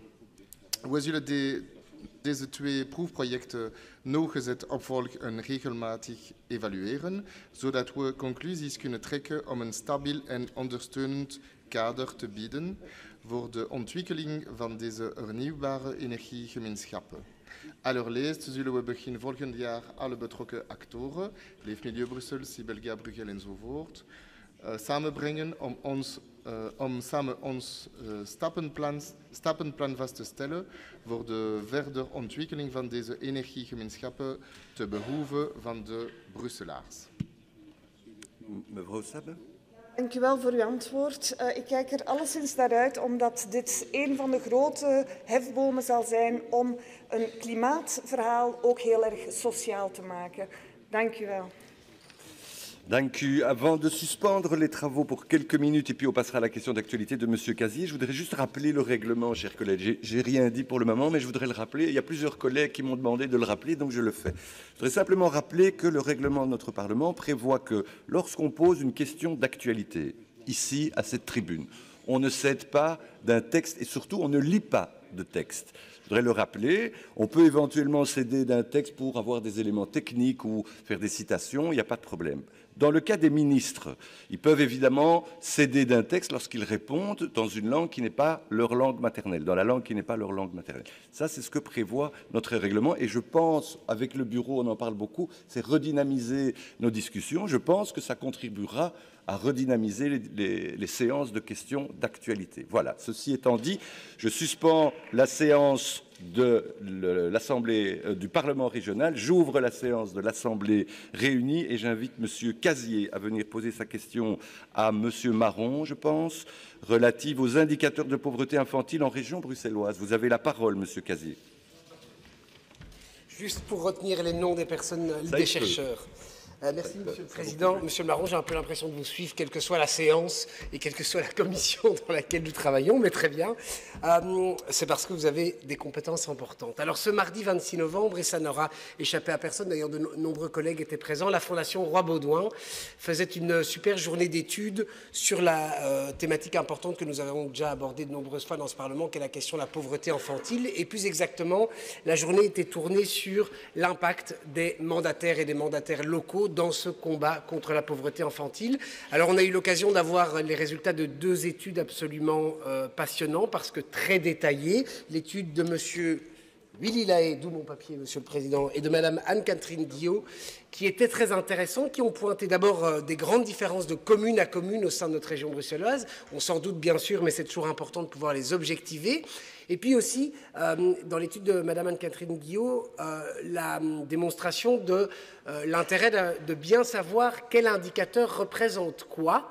Et nous avons longuement parlé d'ailleurs des indicateurs européens en termes de déprivation plutôt qu'en termes de pauvreté économique. Alors, Monsieur le Ministre, et j'en viens à mes 4 questions, parce que cette étude démontrait l'absolue nécessité d'avoir un indicateur suffisamment fiable, suffisamment clair et suffisamment large que pour pouvoir mesurer concrètement cette pauvreté infantile. Alors, Monsieur le Ministre, d'abord, je voulais savoir exactement quel type de monitoring était en œuvre en région bruxelloise sur cette question.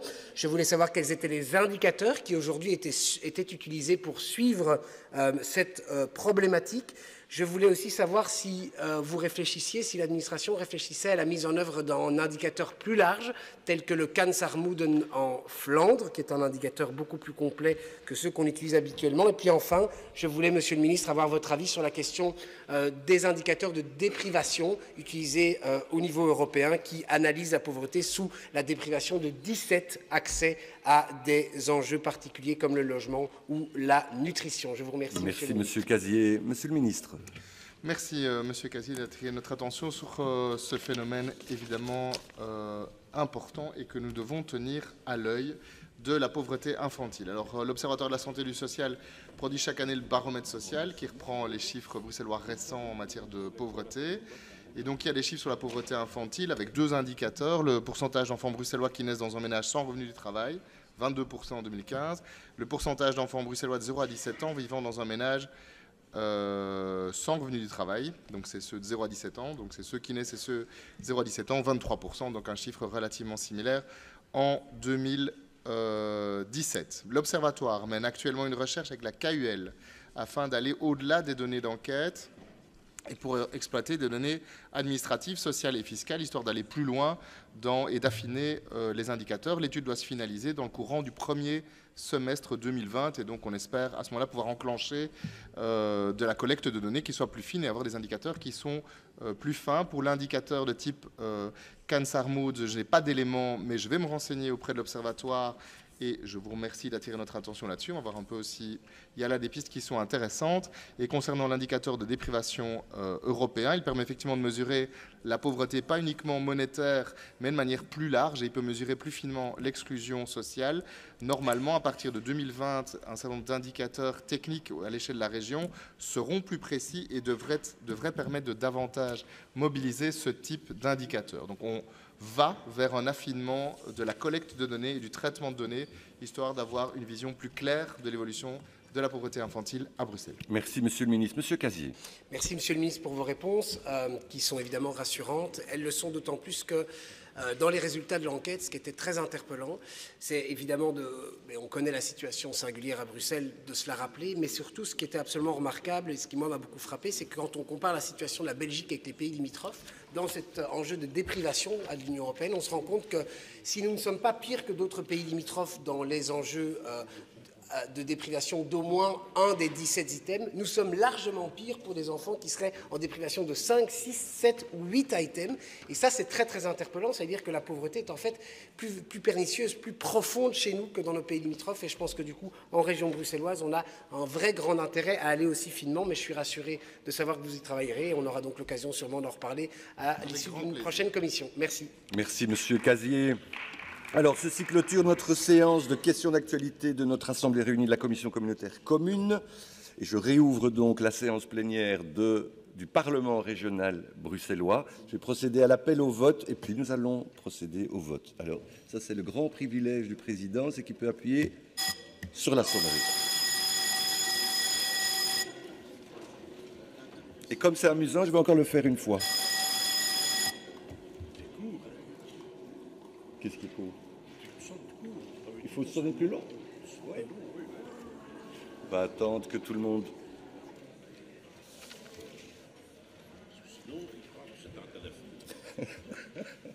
La prochaine fois, je fais plus long.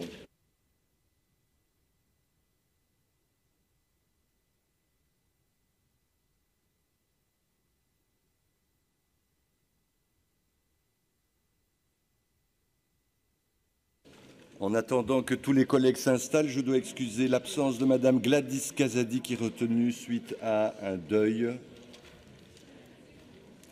ne sais pas s'il y a d'autres excusés.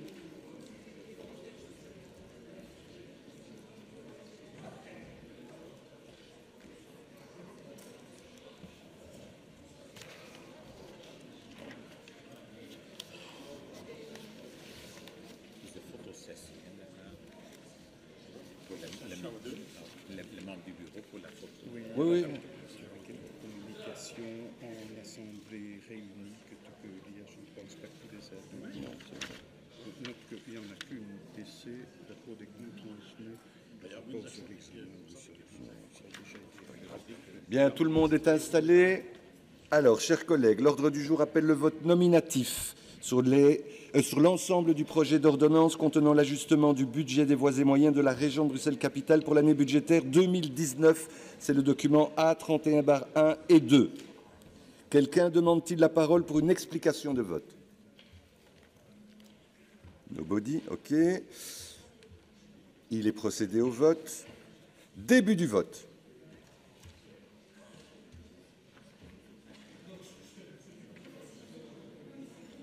Tout le monde a-t-il voté? Heeft iedereen gestemd?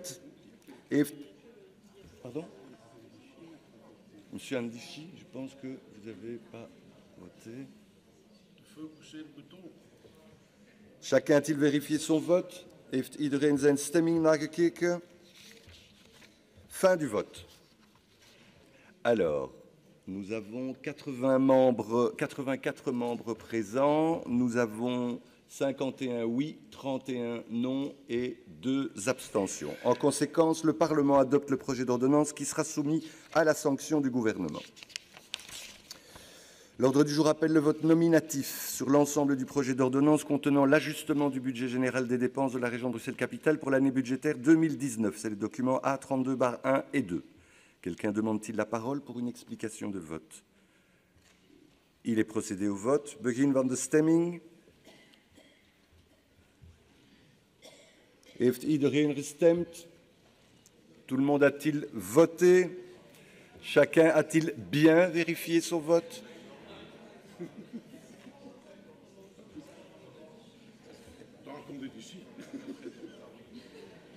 Fin du vote. Einde van de stemming. 84 membres sont présents, 51 ont répondu oui, 31 ont répondu non et il y a 2 abstentions. En conséquence, le Parlement adopte le projet d'ordonnance qui sera soumis à la sanction du gouvernement. L'ordre du jour appelle le vote nominatif sur l'ensemble du projet de règlement contenant l'ajustement du budget des voies et moyens de l'agglomération de Bruxelles pour l'année budgétaire 2019. Vraagt iemand het woord voor een stemverklaring? Niemand? Tot stemming wordt overgegaan. Begin van de stemming. Tout le monde a-t-il voté? Heeft iedereen gestemd? Chacun a-t-il vérifié son vote? Fin de vote. 84 membres sont présents, 51 ont répondu oui, 31 ont répondu non et 2 abstentions. En conséquence, le Parlement adopte le projet de règlement qui sera soumis à la sanction du gouvernement. L'ordre du jour appelle le vote nominatif sur l'ensemble du projet de règlement contenant l'ajustement du budget général des dépenses de l'agglo de Bruxelles pour l'année budgétaire 2019, documents A34-1 et 2. Vraagt iemand het woord voor een stemverklaring? Tot stemming wordt overgegaan. Begin van de stemming, début du vote. Tout le monde a-t-il voté? Heeft iedereen gestemd? Chacun a-t-il vérifié son vote? Heeft iedereen zijn stemming nagekeken? Oui. Fin du vote. Einde van de stemming. 84 membres sont présents, 51 ont répondu oui, 31 non, 2 abstentions. En conséquence, le Parlement adopte le projet de règlement qui sera soumis à la sanction du gouvernement. La séance plénière du Parlement de la région de Bruxelles-Capitale est close et j'invite les membres du bureau à se retrouver à la salle. Ah oui, il y a encore les votes en assemblée réunie. Je suis tellement pressé d'aller faire la photo que je veux partir. Alors, ils sont où les documents de... Je n'ai pas vu. Alors, nous allons procéder maintenant au vote du projet d'ordonnance ajustant le budget des voies et moyens de la Commission communautaire commune pour l'année budgétaire 2019. Nous allons voter. Quelqu'un demande-t-il une explication de vote? Je ne vois pas. Alors, nous allons procéder au vote. Début du vote.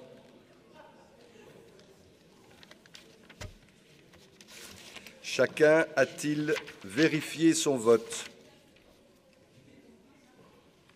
Tout le monde a voté, chacun a vérifié. Fin de vote. Je ne vois pas les résultats à l'écran, moi. 84 membres présents, 51 oui, 31 non, 2 abstentions. En conséquence, l'Assemblée adopte le projet d'ordonnance ajustant le budget des voies et moyens de la Commission communautaire commune pour l'année budgétaire 19. Nous allons voter maintenant sur le projet d'ordonnance ajustant le budget général des dépenses de la Commission communautaire commune pour l'année 2019. Quelqu'un demande-t-il la parole pour une explication de vote? Il est procédé au vote. Begin van de stemming, début du vote. Heeft iedereen gestemd? Tout le monde a-t-il voté? Heeft iedereen zijn stemming nagekeken? Tout le monde a-t-il bien vérifié son vote? Fin de vote. Même résultat. 84 membres présents, 51 oui, 31 non, 2 abstentions. En conséquence, le projet d'ordonnance ajustant le budget général des dépenses de la COCOM pour l'année 2019 est adopté. Voilà. Et donc, je peux clôturer la séance, monsieur le directeur. Bien, eh bien, chers amis, je vous souhaite un bon week-end et les membres du bureau, je les invite à se retrouver à la salle 101. Merci et bon week-end.